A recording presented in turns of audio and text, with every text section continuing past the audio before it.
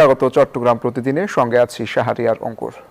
ঢাকার পাশাপাশি চট্টগ্রামে উদ্বোধন হলো বিশেষ মহিলা বাস সার্ভিস। নারীদের নিরাপদ ও স্বাচ্ছন্দ্যপূর্ণ যাতায়াত নিশ্চিত করতে এই বাস সার্ভিস চালু হলো। এই সার্ভিস চালুতে খুশি যাত্রীরাও। চাহিদা অনুসারে আরও বাস চালু করার কথা জানালেন জেলা প্রশাসক। বিস্তারিত রেস্ট রিপোর্টে। রাজধানীর পাশাপাশি চট্টগ্রামেও উদ্বোধন হলো একজোড়া বিশেষ মহিলা বাস সার্ভিস। সকালে চট্টগ্রামের কালুঘাট বেতার কেন্দ্রের সামনে এই গোলাপি বাসের আনুষ্ঠানিক উদ্বোধন করেন চট্টগ্রাম ৮ আসনের সংসদ সদস্য এরশাদ। নতুন করে একটা সিস্টেম চালু হয়েছে, এটা মহিলাদের জন্য নিরাপদ আর এটা হচ্ছে স্বাচ্ছন্দ্যবোধ। তবে এবার চালকের আসনে বসেছেন নারী। বাসটি পরিচালনা করতে পেরে গর্বিত বাসের দায়িত্বে থাকা চালক। যাত্রীদের নিরাপদে গন্তব্যে পৌঁছে দিতে পারাটাই সবচেয়ে আনন্দের বলে জানান তিনি। আমি যে নারীদের জন্য সেফ থাকবো বা আমি তাদেরকে সবকিছু দায়িত্ব নিয়ে আমি রোডে নামছি, এটা খুবই গর্বিত। সরকারের এমন উদ্যোগে নারী যাত্রীরাও সন্তুষ্টি প্রকাশ করেছেন। নারীদের জন্য এটা খুবই ভালো লাগতেছে, কারণ এতদিন যে হয়রানিগুলো হতে হয়েছে এগুলো হচ্ছে সামনে থেকে আমাদের আর হবে না। এমন একটা উদ্যোগ আসলে খুবই প্রশংসার বিষয়। আর সরকারের পক্ষ থেকে তো এটা আমাদেরকে দিয়েছে, আমাদেরও অবশ্যই দায়িত্ব কর্তব্য আমরা যাতে গাড়ির প্রতি এবং ড্রাইভার কন্ট্রাক্টরের প্রতি যাতে যত্নশীল হই। যাত্রী পেলে বাসের সংখ্যা আরো বৃদ্ধি করা হবে বলে জানান জেলা প্রশাসক। যদি বাসের ডিমান্ড থাকে আমরা মন্ত্রণালয়ের সাথে যোগাযোগ করে আরো বেশি বাস সার্ভিস চালু করার উদ্যোগ গ্রহণ করব। নারী বান্ধব এই বাস দুটি চলবে কালুরঘাট থেকে পতেঙ্গা রুটে। নয়ন বড়ুয়া, জয়, নিউজ 24, চট্টগ্রাম। উত্তর পশ্চিম বঙ্গোপসাগরে অবস্থানরত লঘুচাপের প্রভাবে দেশের 4 সমুদ্র বন্দরকে 3 নম্বর স্থানীয় সতর্ক সংকেত দেখাতে বলেছে আবহাওয়া অধিদপ্তর। মঙ্গলবার আবহাওয়ার সতর্কবার্তায় বলা হয়েছে, বাংলাদেশের দক্ষিণ পশ্চিমাঞ্চল, পশ্চিমবঙ্গ উপকূল এবং তৎসংলগ্ন উত্তর পশ্চিম বঙ্গোপসাগরে অবস্থানরত মৌসুমী নিম্নচাপটি পশ্চিম উত্তর পশ্চিম দিকে অগ্রসর হয়ে বর্তমানে ঝাড়খণ্ড এবং তৎসংলগ্ন এলাকায় অবস্থান করছে।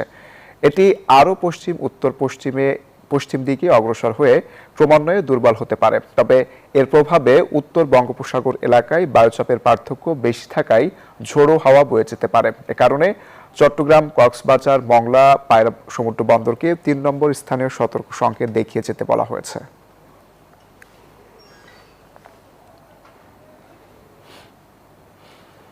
আবহাওয়ার আরও খবর জানাতে সমুদ্র বন্দর থেকে যুক্ত হচ্ছেন সহকর্মী ইরফানুল হক হাসান। ইরফান, জানাবেন আবহাওয়া পরিস্থিতি নিয়ে বিস্তারিত। অঙ্কুর, কক্সবাজারে সকাল থেকে থেমে থেমে বৃষ্টিপাত হচ্ছে। গতকাল রাতে যথেষ্ট বৃষ্টিপাত হয়েছে গত কয়েকদিন, এবং আবহাওয়া দপ্তর বলছে যে কক্সবাজারে এই মুহূর্তে 3 নম্বর যে সতর্কতা সংকেত সেটা এখন পর্যন্ত বলবৎ রয়েছে।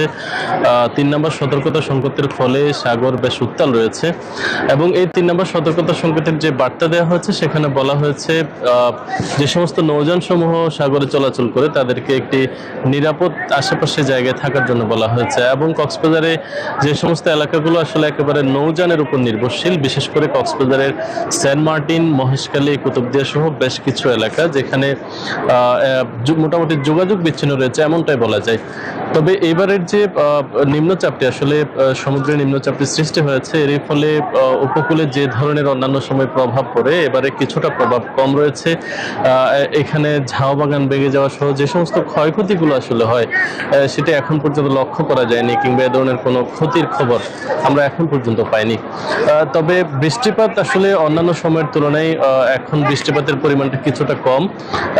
আবহাওয়া দপ্তর বলছে গত 24 ঘন্টায় প্রায় 114 মিলিমিটার বৃষ্টিপাত কক্সবাজারে হয়েছে, এবং বৃষ্টিপাত অব্যাহত থাকতে পারে এমনটাই বলা হচ্ছে, যার ফলে কিন্তু এখানকার যারা নৌযান নিয়ে যারা চলাচল করে তাদেরকেও সতর্ক থাকার জন্য বলা হয়েছে।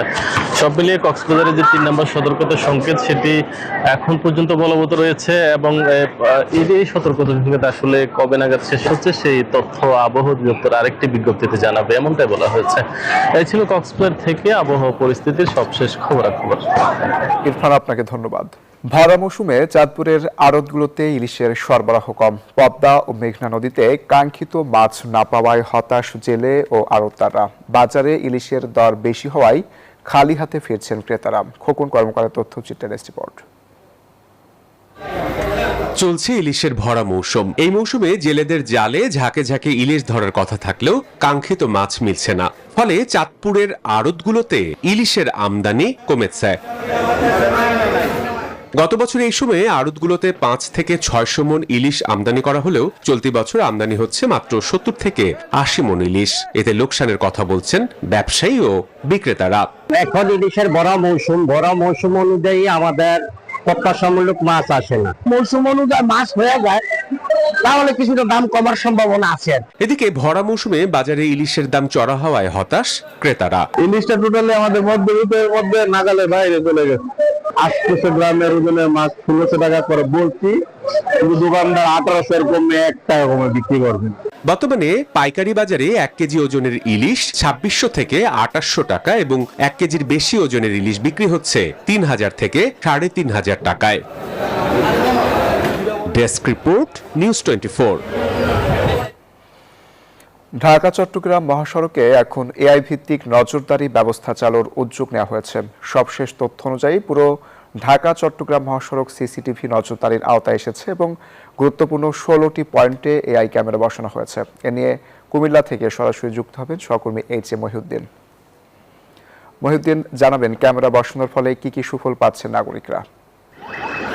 অঙ্কর, আপনি যেমনটি বলছিলেন, ঢাকা চট্টগ্রাম মহাসড়কে দীর্ঘ 500 কিলোমিটার জুড়ে 1427টি এআই ক্যামেরা দীর্ঘদিন পরিকল্পনা করে এই দ্রুত সময়ে সড়কের বিশৃঙ্খলা এবং যে সকল অপরাধ কর্মকাণ্ড হচ্ছে সেগুলো কিভাবে নিয়ন্ত্রণ করা যায় এরই প্রতিফলন আজকে থেকে এর আনুষ্ঠানিকভাবে যাত্রা শুরু করেছে। তারই অংশ হিসাবে কুমিল্লার 105 কিলোমিটার মহাসড়ক জুড়ে এই মহাসড়কের মধ্যে যে দ্রুতগামী এবং ওভার স্পিডে যে গাড়িগুলো চলাচল করছে সেগুলোকে শনাক্ত এবং বিশেষ করে মাদক বহনকারী এবং যে সকল গাড়ির মধ্যে যে ফিটনেস নেই এবং যারা অপরাধ কর্মকাণ্ড করে বেড়ায় তাদেরকে দ্রুত কিভাবে চিহ্নিত করা যায় সেই প্রযুক্তিগত যে কৃত্রিম বুদ্ধিমত্তা এআই ক্যামেরা আজকে আনুষ্ঠানিক শুরু করেছে। কুমিল্লার 105 কিলোমিটার জুড়ে জেলা হাইওয়ে যে পুলিশ রয়েছে তাদের যে তৎপরতা এবং প্রায় 5টি স্থানে এই এআই ক্যামেরার মাধ্যমে আজকে থেকে এই কার্যক্রম শুরু করেছে। আপনাকে আরেকটি বিষয় জানিয়ে রাখি যে এই সড়কের মধ্যে যে সকল গাড়ি বিশৃঙ্খলা সৃষ্টি করে সে সকল সারিকে দ্রুত কিভাবে চিহ্নিত করা যায় এবং দ্রুত অটো সিস্টেম এই গাড়ির মধ্যে মামলা হয়ে যাবে এবং সেটি মালিকের যে মোবাইল নাম্বার যে রেজিস্ট্রেশন সাথে দেওয়া হয়েছে তার মধ্যে সেটি অটোমেটিকভাবে SMS চলে যাবে, একটি মামলার একটি মেসেজ যাবে। সেই মামলার মেসেজ পাওয়ার পর সেই গাড়ির মালিক দ্রুত সেটি অনলাইনের মাধ্যমে পেমেন্ট করে সেই অপরাধের মাসুল দিতে হবে। তবে আশা করা যাচ্ছে মহাসড়কে এই সকল বিশৃঙ্খলা এবং এই দ্রুতগামী যারা অপরাধ কর্মকাণ্ড করে থাকে সেইগুলোকে দ্রুত চিহ্নিত করা হবে। তো এই ছিল আজকের এই মহাসড়কের আনুষ্ঠানিক তৎপরতা এবং কুমিল্লা থেকে আমার কাছে মহাসড়কের সর্বশেষ চলছে স্টুডিওতে অঙ্কুর। মহিউদ্দিন, আপনাকে ধন্যবাদ। চট্টগ্রাম নগরীতে ব্যবসায়ীকে অপহরণ করে লুটের ঘটনায় প্রায় 2 বছর পর মামলার রহস্য উদ্ঘাটনের দাবি করেছে পিবিআই চট্টগ্রাম মেট্রো। পিবিআই জানায় 2024 সালের 29 সেপ্টেম্বর ডিবি পুলিশ পরিচয়ে ব্যবসায়ী পুলক দাসকে মাইক্রোবাসে তুলে নেয় দুর্বৃত্তরা। পরে নগদ টাকা, স্বর্ণালংকার, মোবাইল ফোন এবং অন্যান্য মালামাল নিয়ে তাকে ফেলে যায়। লুট মালামালের মূল্য প্রায় 1,15,00,000 টাকা। গত 16 আগস্ট ঢাকা থেকে সাজু মিয়া নামে একজনকে গ্রেপ্তার করে পিবিআই। জবানবন্দিতে 5 থেকে 6 জনের সম্পৃক্ততা পাওয়া গেছে।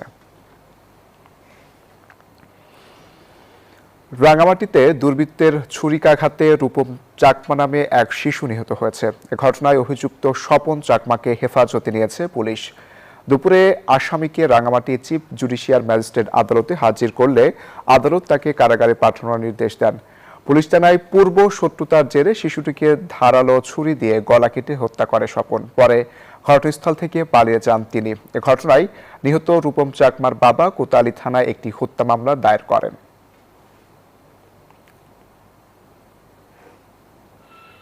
নোয়াখালী জেলা প্রশাসন ও উপকূলীয় বন বিভাগের যৌথ উদ্যোগে নোয়াখালীতে সপ্তাহব্যাপী বৃক্ষ মেলা ও বৃক্ষরোপণ অভিযান কর্মসূচি শুরু হয়েছে। মঙ্গলবার সকাল 11টায় জেলা ঈদগাহ প্রাঙ্গণে বৃক্ষ মেলার উদ্বোধন করেন জেলা প্রশাসক শফিকুল ইসলাম। প্রধানমন্ত্রী তারেক রহমানের ঘোষণা অনুযায়ী শিক্ষার্থী সহ সকলকে 2টি করে গাছ লাগানোর অনুরোধ জানান বক্তারা। মেলায় প্রায় 50টি স্টল স্থান পেয়েছে।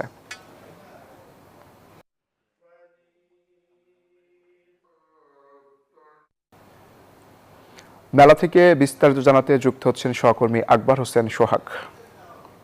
সোহাগ, জানাবেন মেলায় দর্শনার্থীদের উপস্থিতি কেমন দেখছেন?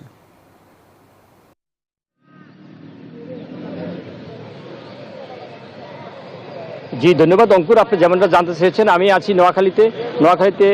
7 দিনব্যাপী বৃক্ষ মেলা চলছে এখানে মেলায় আজকে সকালে উদ্বোধন হলেও কিন্তু বৃষ্টির কারণে আজকে মেলার উপস্থিতি খুব কম।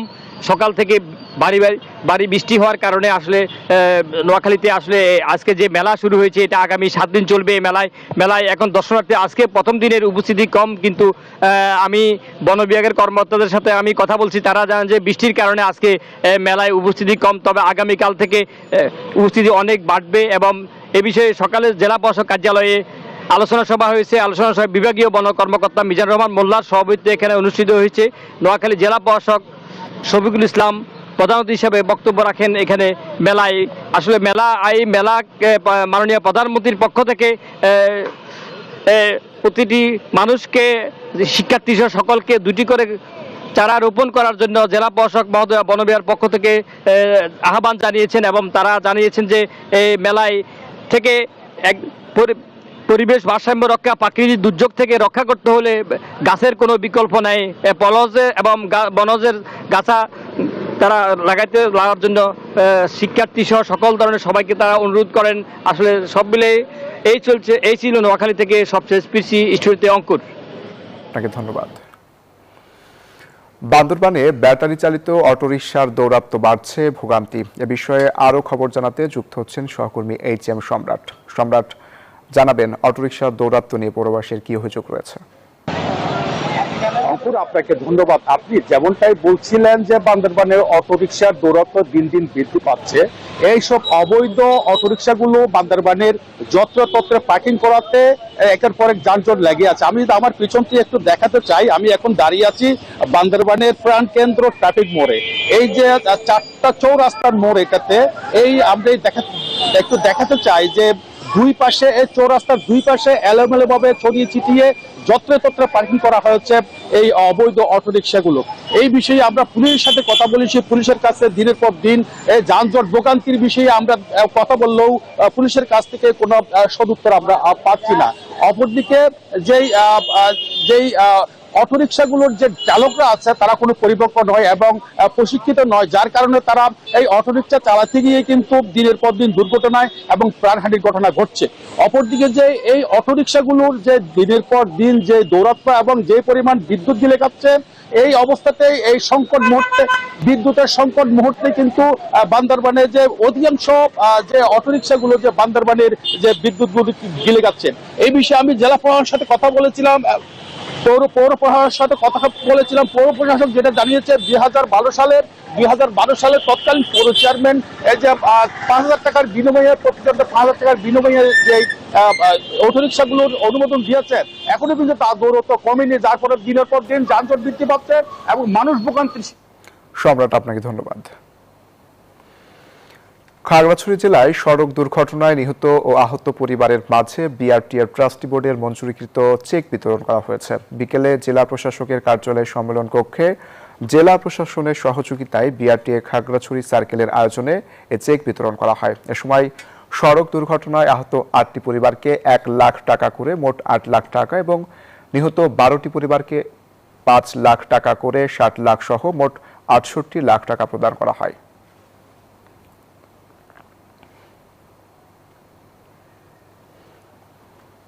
আর এই ছিল চট্টগ্রাম প্রতিদিনে। এতক্ষণ সাথে থাকার জন্য ধন্যবাদ।